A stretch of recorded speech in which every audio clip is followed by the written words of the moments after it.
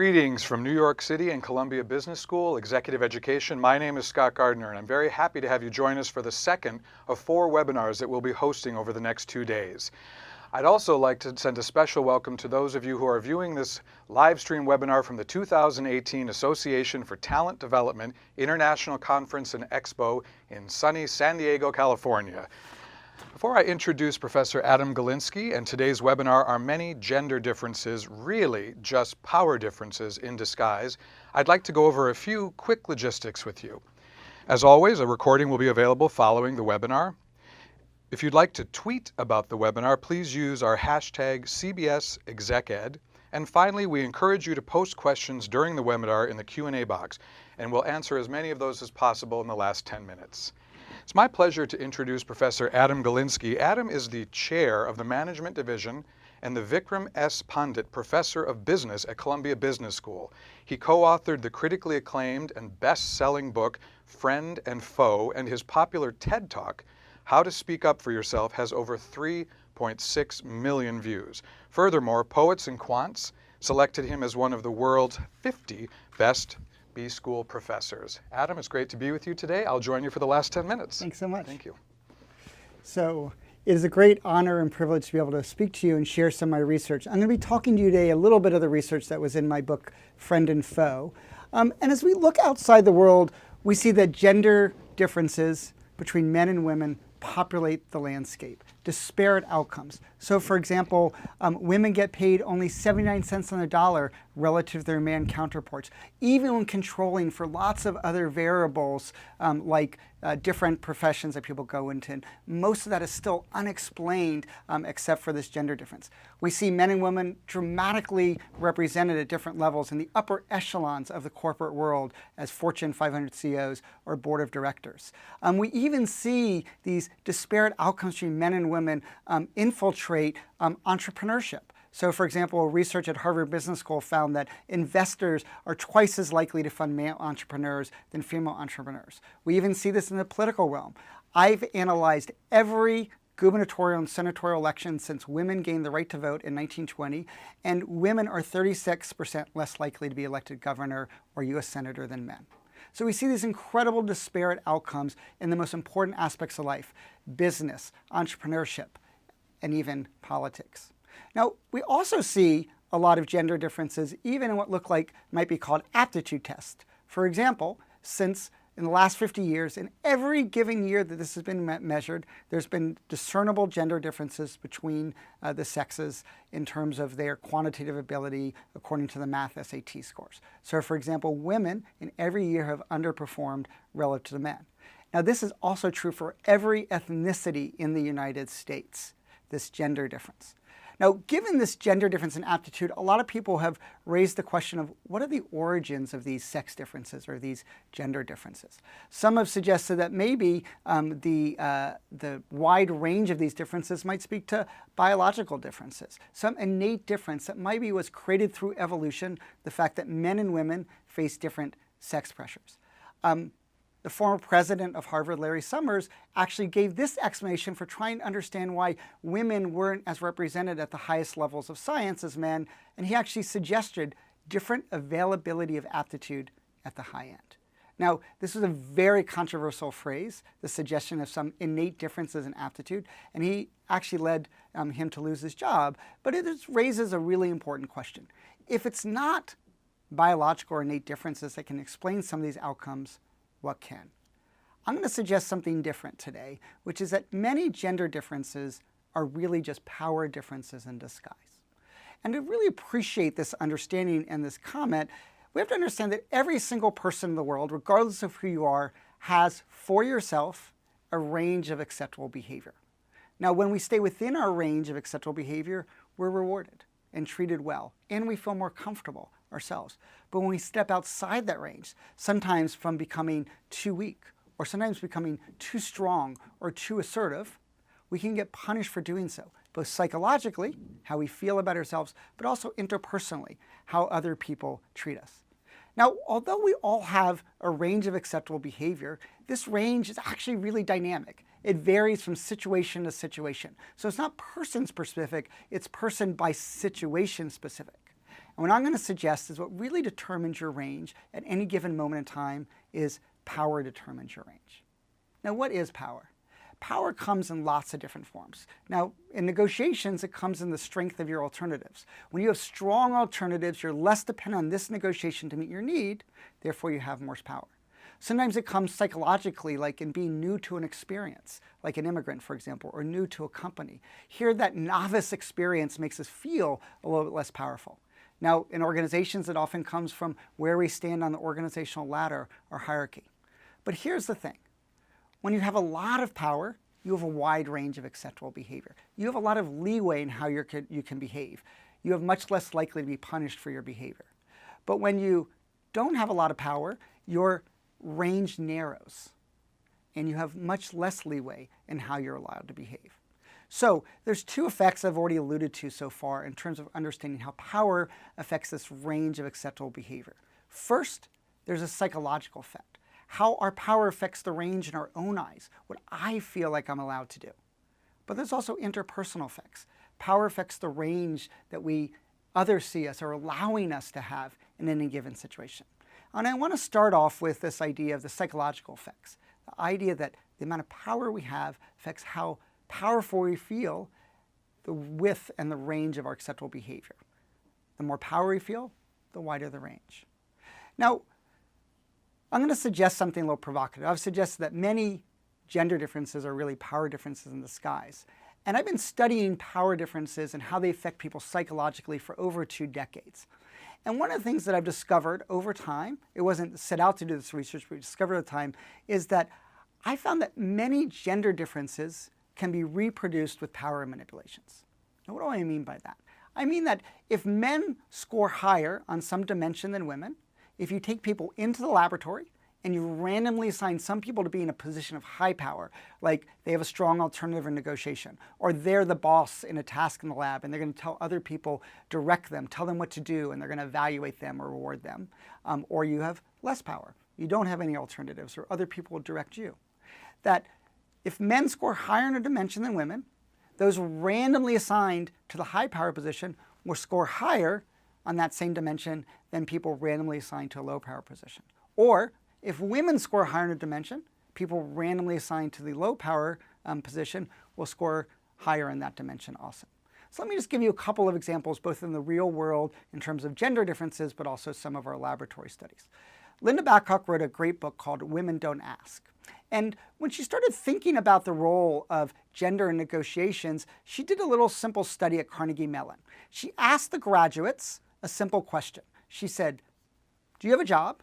And many people said yes. And then she said, "Did you negotiate for more money when you got the offer?" That's the only question she asked. She found that men were dramatically more likely to have asked for more money than these female graduates from Carnegie Mellon. More than half the men asked for more money, but only 17% of women asked for money. So she tried to do a little experiment, see if she could actually experience this in the lab. She brought people in the lab and she gave them a little boggle test to do. And she told them, you're going to get paid between $3 and $10. But she paid everyone $3. Didn't say anything else. Her main outcome variable that she was interested in, did people ask for more money? Anyone that asked for more money, up to $10, got paid more money. What she found was that men were 7 times more likely to ask for money than women in the study. Well, what have we done in our laboratory? We've replicated that effect, but now manipulating power. So for example, we brought people in the lab, put them into positions of either high power or low power, and the people randomly assigned to high power were much more likely to feel comfortable negotiating and say that they would negotiate and ask for more than women did. Now let me give you another example. Now this is a dimension which women score higher than men on. Women are better identifying other people's emotions than men. So now I'm going to show you a study we did where we brought people in, some were in a baseline condition, some were in a high power condition, and we had them do a measure where we gave them pictures of people's expressions, said, tell me what that person is feeling. And here we can see people randomly assigned to the high power condition had fewer correct emotion interpretations. So what I've shown you in both of these examples is that dozens of gender differences can be reproduced with power manipulations. When men score higher in a dimension, when you randomly assign people to high power, they score higher in that dimension. When women score higher in a dimension, we randomly assign people to low power, then women score higher in that dimension, or that low power people score higher in that dimension. So I've shown you now that psychological effects affect the range of acceptable behavior in our own mind. But there's also interpersonal effects that affect the range others allow you. And to understand that, I want to introduce a term that's very popular in the world of academia, less known outside of academia, and that's called the gender double bind. And that really sort of explains this idea that women who don't speak up go unnoticed, but when they do speak up, they get punished. They get rejected for doing so. They face backlash for speaking up. But I've coined a phrase that says that the gender double bind is really just the low power double bind. That is that anyone who lacks power, they don't speak up, they go unnoticed. But when they do speak up, they step outside their range of acceptable behavior and they get punished. Let me give you one example of this that really captures this. There is a woman who was offered a job in philosophy as a professor at Nazareth College. And I'm going to show you the email that she sent to their employees. And when you see this email, you're going to see it's a really well-reasoned, not very confrontational email. In fact, I teach negotiations. If I were giving advice to one of my students, MBA or PhD, about how to negotiate their job offer, this would be a quintessential example. I think it's really perfect in a lot of ways. So she asked for a little bit more money. No, I should point out at the very beginning, she says, look, I'm very enthusiastic about the job. I want to be here, but I want to see if we can talk about some of the following provisions and maybe make a few adjustments. So she's not being too confrontational. Ask for a little bit more money. She asks for a semester off for maternity leave, very thing. She asks for a pre-tenure sabbatical. She asks for not too many preparations so she can still focus on research and maybe even do the start date a little bit later. And then she ends with, I know that some of these might be easier than others, but let me know what you think. So again, she's being flexible in her interpretation. What did they do? They withdrew the offer. Now, why do I think this is related to power? Well, my twin brother is a documentary filmmaker, and here's some of the films that he's done. And one of his early films, he got an offer from a distribution company. And I just begun doing research and teaching on negotiation. I thought this was a perfect opportunity for me to use my skills. So I helped him craft a counteroffer. And I thought it was the perfect offer.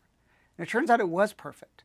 It was perfectly infuriating to the other side, and they withdrew their offer from him. They wouldn't even let him accept the original offer. And so what we can see is that when we lack power, we have a narrow range of acceptable behavior. We don't have a lot of leeway. And so what I become interested in is how do we reduce that low power double bind? How do we expand the range of acceptable behavior in our own eyes and in the eyes of others? And I want to give you a couple of examples, just two examples today where I think really capture ways that we can approach this low power double bind. Let me give you an example from negotiations. Now, in negotiations, there's a finding of a notable sex difference in outcomes. It's small but persistent. On average, men get slightly better outcomes than women do at the bargaining table. But research done at Harvard University and also at Columbia University, Columbia Business School, one of our former PhD students for her dissertation, found that there's one condition or one context or one situation in which women get as good of outcomes as men. And that's when they advocate for others. When they advocate for others, when they're not just advocating for themselves, they feel more comfortable expanding their range in their own eyes, and they're given a wider range by others. Now, sometimes this has been called the mama bear effect, right? That the idea of a mama bear defending her cubs. Now, I think this is not just a gender effect, but again, a power effect, that anyone in low power, if they can frame their negotiation, not just in how it's going to benefit them, but benefit others, can actually get a benefit. Because we expect women, but also low power people, to be communal and to care for others. And we can see that same thing. Here's one more example. Now, I mentioned the gender double bind, but there's a second double bind that I want to share with you today. And this is called the self-promotion double bind. Now, I just talked about the mama bear effect, about advocating on behalf of others. But sometimes we have to advocate on behalf of ourselves. Sometimes we have to self-promote, share our successes, make assertive demands that are supportive of who we are and what we deserve. But the problem is that when we advertise our accomplishments, we get punished and we get rejected. how do we solve this dilemma? Well, some researchers at Stanford Business School found that the best way to solve this is not to advocate for yourself, but have other people advocate on your behalf. How do you get people to do that? Well, one of the things that I found in my research is that we can solve this self-promotion double bind and get other people to advocate on our behalf and commit to us and expand our range when we ask them for advice. Now think about what asking others for advice is, even about an accomplishment. It shows humility on your part, shows respect to the other side. It invites them to take your perspective. And most importantly, it invites them to commit some resources to you by giving you advice, and they become more committed to your success. I'm going to share you one example of this. There was a assistant professor at one of the former schools I taught at, and at the end of her first year, she felt she didn't have a very good relationship with the senior faculty. And she went to talk to another junior faculty member and said, "What do you think I should do?" And he said, "You should follow Adam's research and ask the senior faculty for advice." Now, he told me that he'd given her advice to come ask me for advice. Well, a while later, about a month or two later, I got an email from her that says, subject heading, advice. And it says, oh, she was actually self-promoting. She had gotten a revision invitation from the top journal in the entire world, but she was also asking for real advice about how best to frame the arguments to go back to the reviewers. And I want to point out a couple things about this example. First of all, I've actually done research on the strategic benefits of asking for advice. Second, I've been forewarned that she was going to come ask me for advice. Third, it still worked. What did I do? Well, I spread the news to other senior faculty. I self-promoted on her behalf, or I other promoted on her behalf, so she didn't have to. And I invested time in helping her and became more committed to helping her get the paper published in a great place. So even when you can see this coming, it still works. So I've suggested that what really determines our range of acceptable behavior in our own mind and in the eyes of others is our power. And what that means is that many gender differences are really just power differences in disguise. I want to show you some final data that really supports this point. I want to go back to some data I showed you earlier.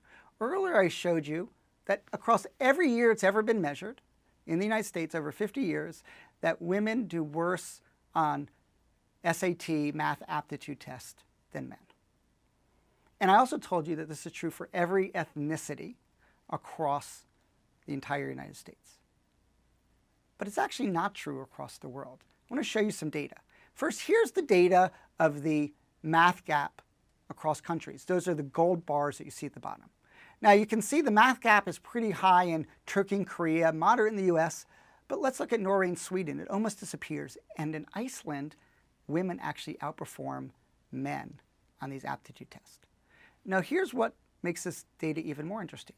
We can predict this difference based on the United Nations Emancipation Index, or gender equality measure. Now these are some research, great research done at Kellogg and the University of Chicago. What they've shown here is that the more power that women have in society, the lower the aptitude difference between men and women on a math test. So it looked like it might have a biological cause. Men and women are exposed to different hormones and different selection pressures. When we take power into account at the national level, that completely disappears. Here's some data that I have. We found, looking at World Cup soccer performance, or FIFA scores, if you will, is that countries with greater gender equality have higher performing male soccer teams. They have higher performing female soccer teams, but what's more interesting, they have higher performing male soccer teams. Why? Well, countries with greater gender equality, those teams have more talent. Why? Well, if you empower women in those societies, you're probably empowering all aspects of society across race and social class, giving people more opportunities, allowing male teams to find more talent in those countries and therefore do better. So what does this final two sets of data really tell us?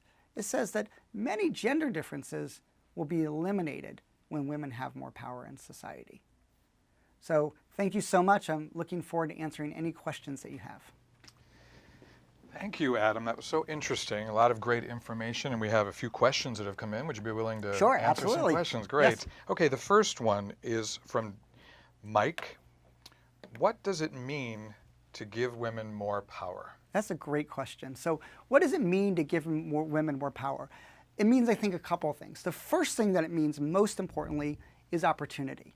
Women have been denied access to lots of different aspects of life over many centuries for reasons that they wouldn't have the ability. So women were denied, to become surgeons. Later they're denied in the army. But what research shows is that every time that women have gotten an opportunity to perform in lots of different high-stakes situations, they've been able to do so successfully. So I think one of the things is just creating more opportunities and opening more doors and making women more aware of the possibilities that they can achieve. That's great. I have a question for you. In your research, was in this country, let's say in the United States, are there different realities in different parts of this country? Certainly. I mean, so one of the things is that at a state level, just as we saw across countries, right? So we see women much more emancipated or more equal power in Iceland or Norway and Sweden than in other countries. The same thing occurs in the United States. So some states have greater gender equality than other states. And we can actually see some of that same differences that occur when we look at the gender empowerment at the state level. Great. All right, the second question is from Suzanne. There is a stigma attached with the idea of women in places of power. What can be done to change that perception? So part of what I was saying before about the stigma related to women entering any profession, right? There's this sense that women don't have some innate ability, for example, or they can't accomplish this, that they're not going to be good in the military or under high-stakes surgery or in these leadership positions. But the data have basically countered that again and again and again, and that's why I think opportunity is so important. When women are just a scarce number, everything that they do matters a lot.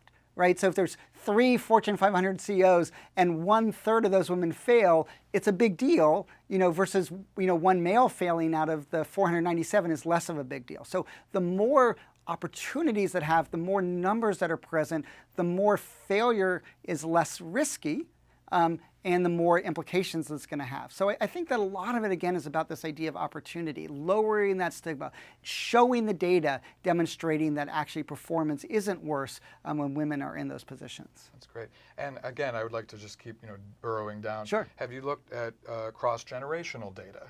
Like, for example, women who entered the workforce in the 70s, the 80s, 90s, to modern right now? Yeah, I mean, I think one of the things that you see is that you see a lot of the gender differences, and some of the disparate outcomes do lessen over time. So, for example, the wage gap between males and females has lessened from 2015 to 2017. It dropped 2 cents, so it was 77 cents, and now it's 79 cents. For example, women are winning elections at a higher rate in the last decade than they were, in the previous 80 years of the United States since women had the right to vote. So we can start to see some of those changes happening, and that actually supports the argument that we have here. As we see more of these changes happen, more opportunities occur, women get more power, then we can actually see in some ways, a acceleration of that process where we're going to see fewer disparate outcomes in talent because women are going to have fewer disparate outcomes in power and opportunity. Great. Lots of questions are coming in. From Kelly, how much does implicit bias play into this? Can it just be power differences at play that create a gender difference? So what I'm going to say is that implicit bias is part of this process. When I say that power affects your range, not in only your own eyes, but the eyes of others, that's essentially an implicit bias. Now, what I'm suggesting is that that implicit bias is partly based in this gender expectation that we expect women to not have the same abilities as men, but it's also partly based just in that we expect those with less power to not have the same abilities as those with more power. And so one of the things I've shown in my research is that a lot of these same implicit biases that occur against women occur against any form of low power. So it can occur low power people just in an organizational hierarchy, social class, between upper and lower social class, between races that have more versus less power. And so one of the things that I've suggested is that really we can sort of understand inequality, not just at the level of basic differences between groups, but through this lens of power. Great. From Signe. In many corporations, women will get to the middle management positions, but few will make it all the way to senior executive level. Many explain this with unconscious bias. Applying your power perspective, why do you think that is? I mean, again, I think it's just it's one of the most fundamental dimensions of all life in the world across all species is power, right? Every species has power differences. Every human society has power differences. And power differences are actually, in some ways, good for society because they create patterns of deference, which reduces conflict and creates division of labor and cooperation and coordination. And the problem, of course, is those power differences, although they might work at the group level to create a sense of stability, they actually then really hurt and undermine the performance of some of the individuals at the lower end, both unconscious bias in the eyes of others, but also in our own eyes. And some of the ways, this is often called stereotype threat, the way that we restrict our own performance by worrying about how we look in the eyes of others. And so I think that, again, all of this is about giving more opportunities, creating fewer power differences that exist across these fault lines of gender, of social class, of race, for example. So one of the things I know that you practice what you preach is that you've advocated for me in the past. And it was very kind of you to do that. So I know it's something you believe in. So this next question from Ajitha: how can women go about seeking mentors strategically? It seems daunting to reach out to successful men and seek advice. So a couple things I want to say is there's a big distinction in the world between what we call mentors and what we call sponsors. And I just want to give you 1 second difference between these two because I think it's really important. A mentor is someone that you trust instinctively, that you can get advice from, and you know that they have your back, and you can share both the good and bad, your hopes but your fears, right? But a sponsor is someone that you want to go to bat for you, and you want to share the good with them, right? So it becomes even more important for a sponsor, you want to go ask them for advice about those good accomplishments. Like, oh, I just got invited to speak at this industry event. Do you have any advice about how best to frame, for this audience? I know you spoke to this audience before. Versus someone, I'm really struggling with my manager. Do you have advice for how I might deal with that? Like that you want to give to your mentor, the person that really cares about you and has your back. With your sponsor, you want to go with, ask for advice about the good things, or, advice about how to move forward at a faster rate, this idea of promotion focus, if you will. And so I think that's a really important difference. But, one of the things that I give people advice on seeking advice from others or making connections from potential mentors who might also potentially be sponsors is start small, right? Ask for a cup of coffee, but only 15 minutes, right? Most people have 15 minutes. And don't extend the 15 minutes the first time you meet with them. Say, I know you're busy. I appreciate, thank you so much for the time. I'd love to maybe touch base with you another time in the future if I have more questions. And so by building up small incrementally, you can get people to come in and it's not asking them. Another thing to do is look for opportunities to interact with someone, what we might call shared activities. One of the most famous women in all of Silicon Valley was a woman named Heidi Roizen. And she always points out that when you're doing an activity with someone, you have a reason to be with them. Asking someone out to lunch is kind of a big ask, but if you're working on a project with them, then you can ask them for advice, in the ongoing interaction of that project. So look for opportunities. If you know there's someone that might be a great mentor, look to be in a project with that person. Start to see who might be a good sponsor versus not, and then strategically share those important pieces of good news with those sponsors. And will the person know best who to approach as far as mentor and sponsor? Is there a way to look at those are the best types of people in an organization for mentors, or is it just really a personal? Yeah, I think so. I mean, I think, for your sponsor, you want someone who is going to be in that room at some point making a decision or being in a position to advocate for you to get, let's say, an important role in the future. Some ways it's often good to have a mentor who might not be right in the same domain as yours, or a little removed as yours, so they can have a little bit of a bird's eye perspective on what you're experiencing. But one of the things to do is, who's a good mentor? Who's a good sponsor? Look at past behavior. That's the best predictor of future behavior. See who's had good mentors, right? Who's had good sponsors, and seek those people out. That's really great advice. I think people really struggle with personally opening themselves up to this, and I think just having this sort of step-by-step advice from you is going to be very helpful to people. Well, Adam, thank you so much for today. A lot of great information and great questions for coming in. We thank you for joining us, especially those of you at the Association for Talent Development International Conference and Expo in San Diego. Thank you very much, and we'll see you tomorrow. Stay classy, San Diego.